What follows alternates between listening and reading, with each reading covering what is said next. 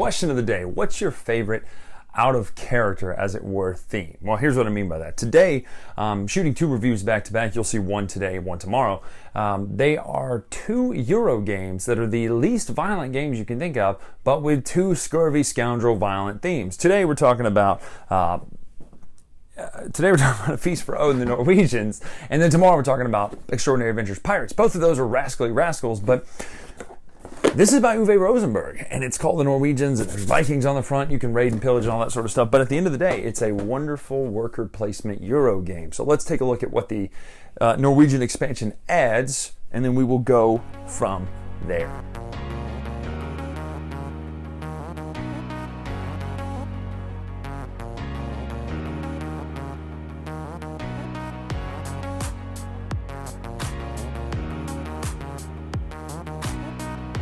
Well, first of all, we have an issue. No, I'm not going to do the box snap or drop or anything like that, because what I've done is combined the 2 boxes. So some of the stuff that's coming out of this box is not going to be the expansion. Some of it is. The reason I do that, though, is this isn't a modular expansion. It's not something you can add some of the elements out of. It's a sort of all or none, including some fixes if you choose to use this expansion.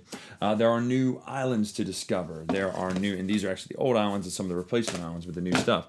There are new islands there. The main bulk of this expansion comes from the fact that there are, in fact, new types of resources. So there are horses. So there's this whole shape right here, which is a 2x4 or 2x5 grid. 1, 2, 3, 4, 5. I think it's 2x6 actually. 1, 2, 3, 4, 5, 6. Whatever. This whole grid here. Then there's this new shape here, which is the pigs, or I'm going to go with oregano. No, it's garland. There's that, and then the pigs. Then it turns into elk antlers, and then it turns into some weapons that you have made and crafted up here. You also get a few of the extra of mead and the small ones over here. Also some victory point tokens where you could choose to take a victory point token depending on what action you do instead of taking a certain type of treasure. These are all new. They all play the same way. Horses and pigs still go on your player board down here with sheep and cattle.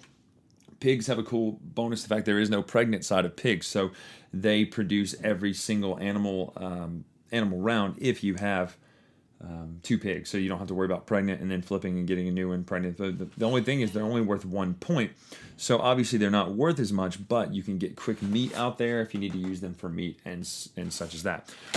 Other additions. Everybody gets, at the beginning of the game, dealt a personal artisan hut. Now these are cool because they're front and back. Different options give you a personal hut that you can choose to build. Some of them give you, different bonuses. Like this one's going to give you a milk if you surround it. They all of them just about, all of them come with an income bonus. So really good sheds that only you're going to have one of. You also get a new space for boats because you have a new option on the new action board, and that's really the bulk of this, of a small immigration where it only flips over 1 space. It's only worth a few points, but it's nice because you can turn whaling ships into that. This is the main piece that comes with this, is the new board itself. Again, there are some new islands to discover and all such as that. Things like the Outer Hebrides, that might be one of the old ones. Let me see if I can find it. Here we go. Waterford, they're all like British towns and things like that. Somebody's going to correct me and say, that's not British. That's okay, but either way, you get the point. But look at the bonuses. That one gives you a ship if you have that surrounded. So a lot of cool bonuses on these new islands. They're worth a lot of points.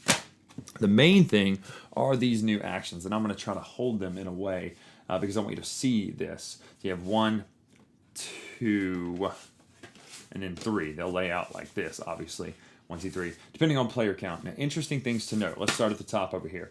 You notice there are now 5 columns, and this one's got some interesting coloration to it for a reason. These are pretty much the same actions, give or take, right? There's a few that are different. You still start with the same starting goods, but these are tweaked in some places. Like there is no longer just get a fish, you have to catch the fish and things like that. So some of the actual actions are different, obviously, because you can get pigs now. Some of the islands are different. They're a little cleaned up. Some of the immigration and upgrades are a little bit different. I'm not going to go through every single change, but just know that and this new sideboard where 9 and under can be crafted from corresponds to the new space here. So spend an ore to get one of those from that board. So that's always nice. So any of them that are 9 and under you can get by going to that space.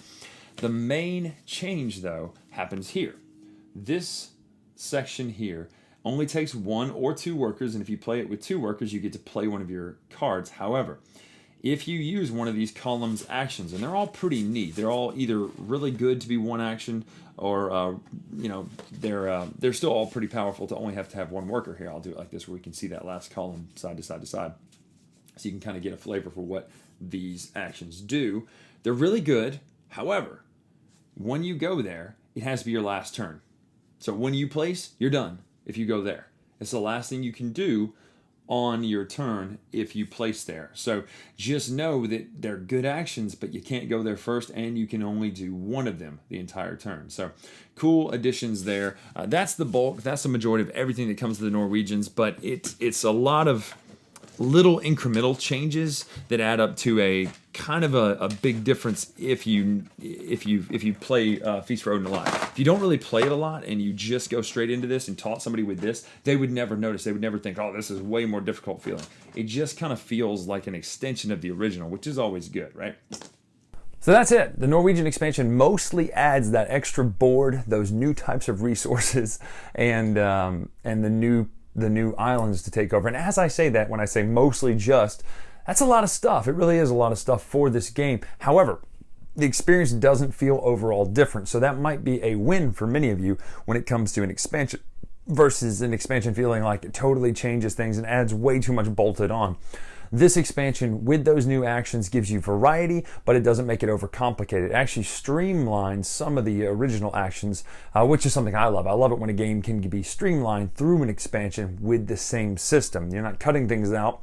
You're actually making things a little bit easier. In fact, I love that extra space on the far end, the fifth column, where you can have a worker go there as your last action. I think that's really nice stuff. I like the fact that there is a new variety of types of resources. You have pigs now. Not the most points, but a faster strategy to get more pigs. You can also use them as meat, because who doesn't love bacon?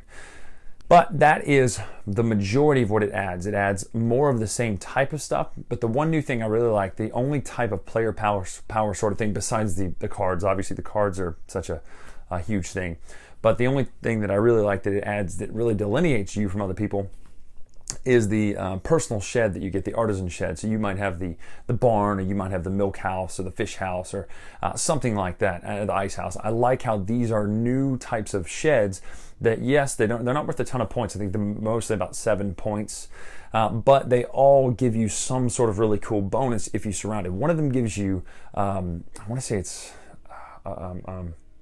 milk. One of them gives you milk every single time, which is really cool because you're not having to go and get that from the weekly market or something like that. So I like this expansion. I think it's a definite win for Feast for Odin. You definitely want to get this. It's not mandatory. It's not something you have to play this game. It doesn't Valhalla the Champions of Midgard, as it were. It just is a nicer, more of the stuff that you already loved about Feast for Odin. So I'm Bryan Drake here on the Dice Tower. Make sure to follow us on Twitter and Instagram at Dice Tower Bryan. And until next time, we'll see you right here on the Dice Tower. Thanks so much for watching another Dice Tower video.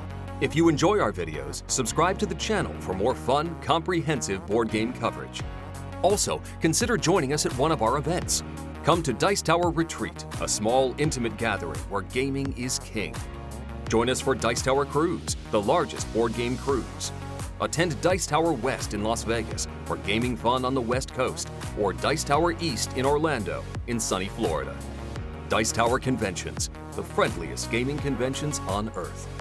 I'm Eric Summerer, and you've been watching the Dice Tower.